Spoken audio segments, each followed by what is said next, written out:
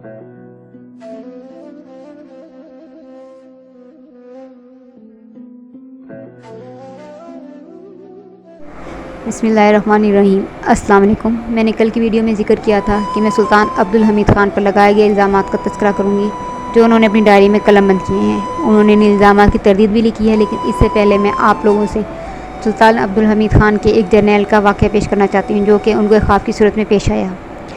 महमद आकिफ रसोई कहते हैं कि सुल्तान अब्दुल हमीद ख़ान के इंतकाल के बाद मैं हर सुबह सुल्तान अहमद मस्जिद जाया करता था। मैं सुबह सवेरे जाता और मेहराब के करीब एक बूढ़े शख्स को पाता जो कि बहुत ज़्यादा रो रहा होता, जिसके दाढ़ी और बाल बिल्कुल बर्फ़ की तरह सफ़ेद थे। मैंने जब कभी भी उसे देखा या तस्वीर करते और रोते हुए पाया। मैं एक दिन उनके पास गया। मैंने पूछा कि ए हज़रत, आपके साथ क्या मामला, आप इस कदर क्यों रो रहे हैं? क्या आपको लगता है कि आपको अल्लाह की रहमत से निकाल दिया गया, या आपको अल्लाह की रहमत से काट दिया गया, या आप अल्लाह की रहमत से मायूस हो चुके हैं?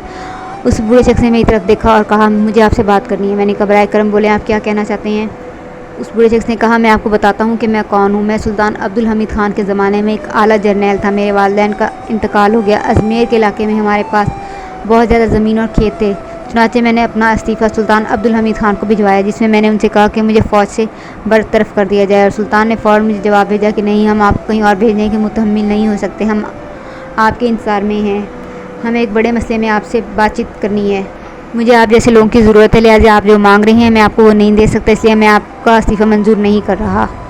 मैं अफसरदा हो गया, लेकिन इसके अलावा कोई चारा न था कि मैं खामोश हो जाता। एक दिन जब मुझे इस्तांबुल जाने की ज़रूरत पड़ी तो मैंने सोचा कि अब मैं इस्तांबुल जा रहा हूँ तो अब्दुल हमीद ख़ान से भी मिल लूँ।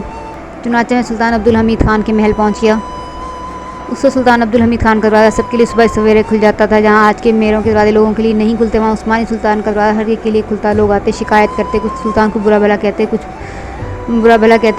सुनते, कुछ उनको सुनाते, लेकिन सुल्तान अब्दुल हमीद ख़ान हर एक की सुनते।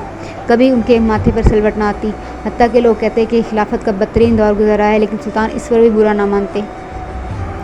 उस बूढ़े जर्नैल ने मज़ीद कहा कि मैं सुल्तान के पास गया। वो अपनी मेज़ पर बैठे हुए थे। उन्होंने मेरी तरफ देखा और अपना सर नीचे कर लिया। मेरी तरफ नहीं देख रहे थे। मैंने कहा, मेरे सुल्तान, मैंने आपको ख़त भेजा। उन्होंने कहा, हमने भी आपको जवाब भेजा था। मैंने कहा, जी हाँ, इसीलिए मैं पूछने आया हूँ, मैं उधर पेश करने आया हूँ मेरे सुल्तान। वो मेरी तरफ नहीं देख रहे थे। मैंने फिर बोलने की कोशिश की तो उन्होंने अपना सर उठाया, इतनी सख्ती से मेरी तरफ देखा और कहा, तो अब मैं क्या कर सकता हूँ? मैंने पूछा, बताइए सुल्तान, मैं क्या कर सकता? सुल्तान ने कहा, तुम ये पूछ रहे हो क्या कर सकते हो? अब जाओ, हमने आपको बरतरफ किया। इसके साथ ही सुल्तान ने अपने हाथ की हथेली लहराकर मेरी तरफ कर दी। बूढ़े ने कहा कि इस अमल ने मुझे ख़त्म कर दिया, लेकिन मैं क्या कर सकता था? अब सब कुछ ख़त्म हो चुका था और मैं वापस आ गया। बहुत ही कम अर्सा गुजरा कि ऐसे वाक़यात रूनुमा हुए कि मैं समझ गया कि सुल्तान मुझे क्यों रोकना चाहते थे। एक रात मैंने ख्वाब देखा। ख्वाब में मैंने उस्मानी फ़ौज देखी। वो सब सीधे खतूत पर खड़े थे। तमाम जर्नैल फ़ौज के सामने थे और सुल्तान अब्दुल हमीद ख़ान तशरीफ़ लाए और वो उनको सलाम पेश कर रहे थे। इतने में क्या देखता हूँ कि सुल्तान अब्दुल हमीद ख़ान के करीब आका दो जहाँ हज़रत मोहम्मद मुस्तफ़ा सल्लल्लाहु अलैहि वसल्लम आए। उन्होंने सुल्तान को देखा तो सुल्तान ने कहा, या रसूलुल्लाह सल्लल्लाहु अलैहि वसल्लम, इस्लाम की फ़ौज चार है, जैसे आपकी मर्ज़ी चाहे हुक्म दें, हम आपकी मर्ज़ी के मुताबिक काम करेंगे। हम अपनी जानों के नजराने पेश कर देंगे, हम अपना सर कटा देंगे। मेरे सिवा सबको नबी अकरम सल्लल्लाहु अलैहि वसल्लम दिख रहे थे। जब मैं उन्हें दूर से देख रहा था तो मुझे चाँद की तरह चमकते हुए नज़र आ रहे थे, लेकिन मैं नबी अकरम सल्लल्लाहु अलैहि वसल्लम का चेहरा ना देख पाया।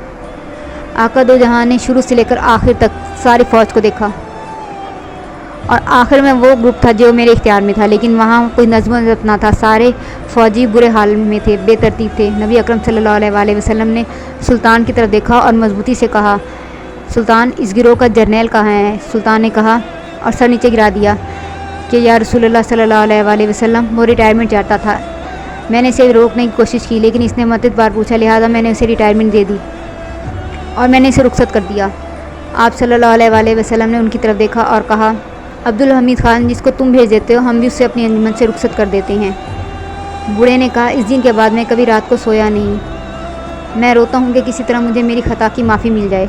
मुझे रिस्क मिलता है लेकिन माफ़ी नहीं मिलती।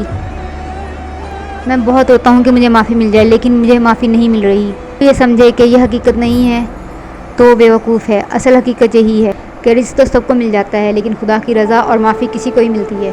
जैसा कि मौलाना रूमी फरमाते हैं कि अल्लाह के लिए ज़िंदा रहो, अल्लाह के लिए ज़िंदा रहो और अल्लाह के लिए ही मर जाओ।